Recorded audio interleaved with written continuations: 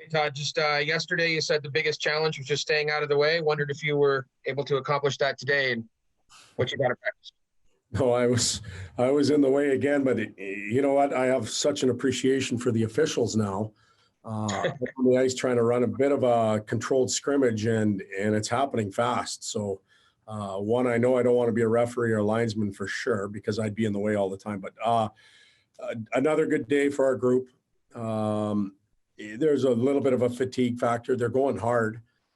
So by the end of the day, there's a bit of a fatigue factor, but nothing that we didn't expect, nothing that we can't overcome. Thought the scrimmage was it had a little more structure to it. There was more plays made today, which is a good sign. And the concepts or the system stuff that we worked on showed up again. So a lot of good things.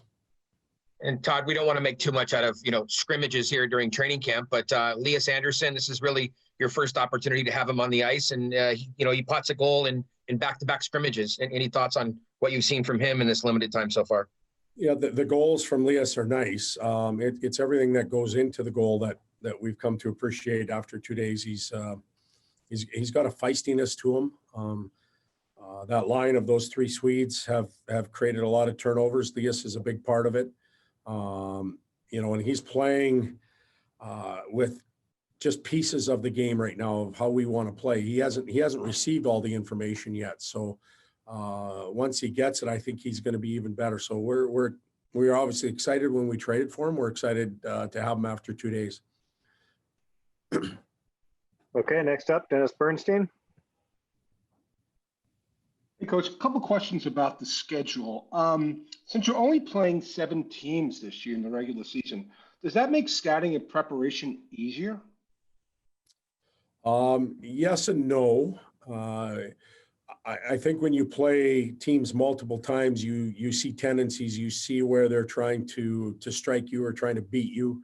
But it also forces us to maybe vary some things on a nightly basis, especially when you're playing back to back. It's more like a playoff series where, for example, maybe your power play breakout needs to change a little bit from night to night, or they solve or we solve a problem that exists. So that'll be a bigger challenge. But we've played teams back to back before. I don't think it's going to be a big issue. There is that one series against Anaheim, I think, really late in the season when we play them 4 games in a row, very much like a playoff series. So it'll be good for our group, and they're likely saying the same thing, good for their group to experience that. You mentioned the back-to-backs, Todd, and it's not probably till 6 weeks in that you start getting those. With your core, most of the core, they don't go over 30. I'm going to use the NBA terminology, load management. Would you limit players' minutes? Would you sit players on a back-to-back, not just the goalie, but your regular skaters? Are you contemplating that given your 56-game regular season? No, not necessarily. We'll make judgment calls as we go. We'll take a look at the individual. We'll see how healthy that certain individual is, how well he's playing, how much he's played, and if we see a real diminish in that and it's due to fatigue, well then yes, we will. But right now we're not sitting in the boardroom saying, hey, let's load manage Kopi and only play him at 42 of the 56 games. Not a chance. We need all hands on deck, and we're approaching it as a team. We're going to continue to play that way as a team. Thanks, Todd. Okay, Nick Nixon.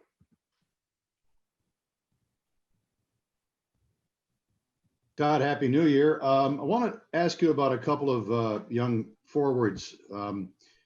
And after the World Juniors, obviously, you'll be seeing even more.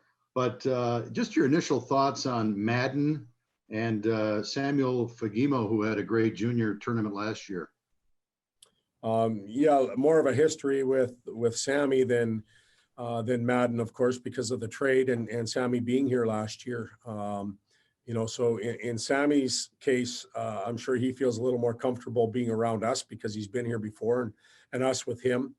He has a better idea of what's going to happen in camp, the way we behave, the way we act, our words, and that type of stuff. So I think he's got a head start on Tyler a little bit, but Tyler's been really good. I don't know if it's fair to say about a coach's son, and I have one that plays too, so I have to be careful. But they have a tendency to be very detailed. They understand the game, and I see that in Tyler. He's going to need a little bit of time to adapt to the game.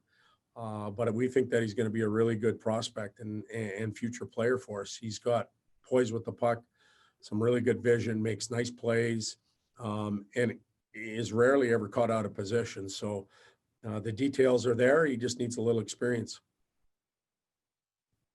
And just to follow up, we had Matt Roy on a few minutes ago. Obviously, Matt and Sean Walker are going to play prominent roles on your defense. Are there areas that you would like to see both of them grow, or do you think that going into the season, you're going to be comfortable putting them into situations that they weren't in last year? Well, when I think back to last year, there weren't many situations that we didn't put them in. They experienced an awful lot together in a short period of time. When Trent Yanni looks at the other team's lineup, he'll determine which pair he wants to play against certain lines. But we don't always get last change. We don't know what the outcome of a certain shift is in length. So those two played in a lot of situations against some really good players, and we feel quite comfortable putting them on the ice against anybody and in any situation, be it penalty kill or even power play. Thank you. Okay, next is Jack Harris.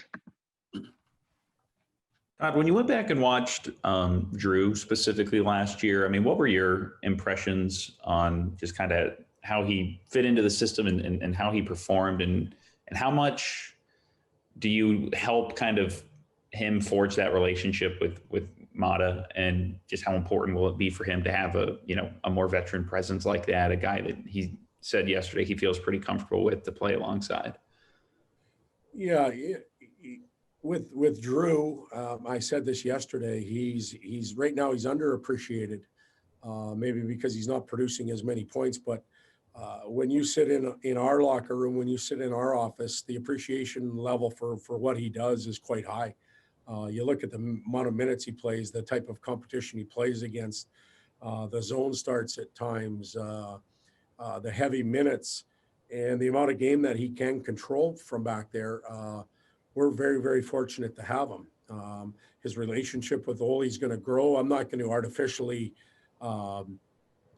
create something that's not there. They're already connecting. You see it in practice. You see them in the scrimmages. They seem to have a relationship that's building.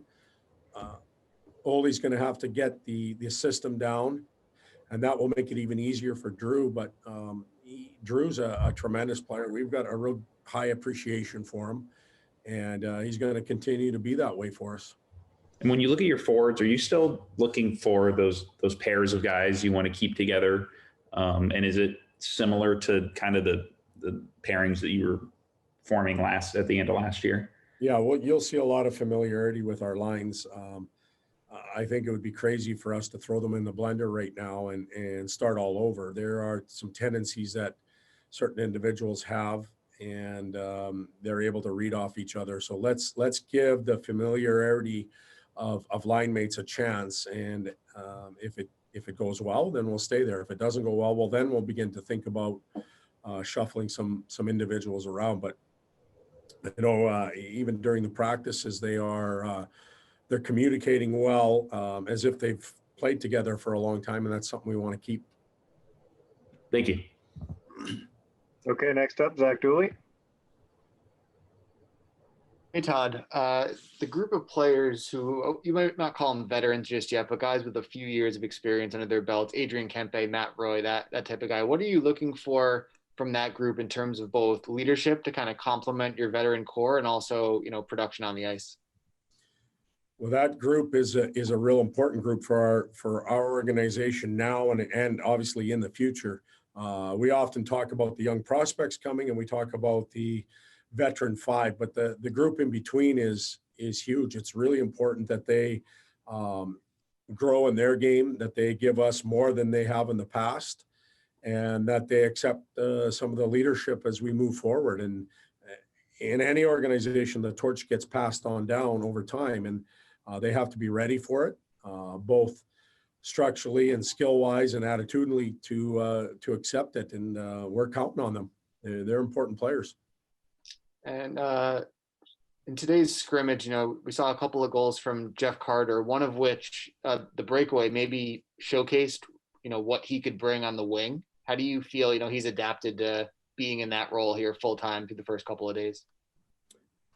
Well, Karts hasn't played since early February. I think the Winnipeg game after the outdoor one was his last one. That's a long time.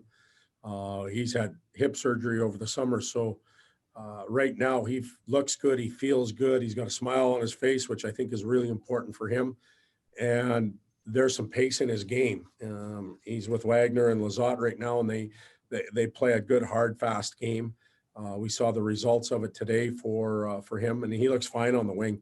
Our system allows wingers and centermen to play in different positions or roles.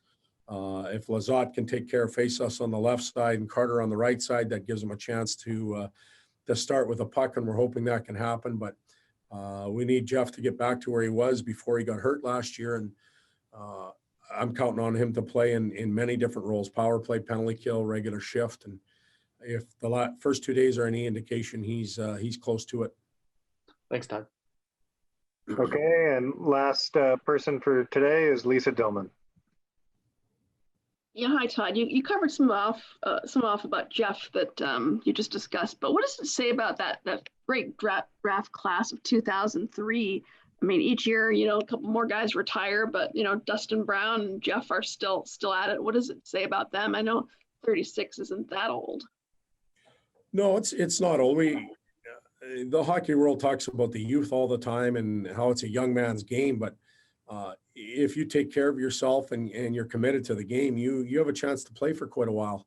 You need legs and you need a good body, and Karts and Brownie and a lot of those men from that draft that are still playing have those attributes. So they'll continue to play. They're important players on their respective teams, as ours are. And there's a lot of silver sticks that are going out to those players now. I'm sure there'll be more over the next year or two, and that's great. It's a great milestone for all of them. Do you think this extended break, this long break, 10 months, could extend the careers of guys like that? Because, that 1 year that was lost because of the lockout, Teemu Selanne said it kind of saved his career or prolonged it. Well, we're going to find out. I don't particularly, I don't know if I have the answer, I guess. But I'm willing to watch and see what happens. I hope it does, because there's some good characters that are still left that mean a lot to our game.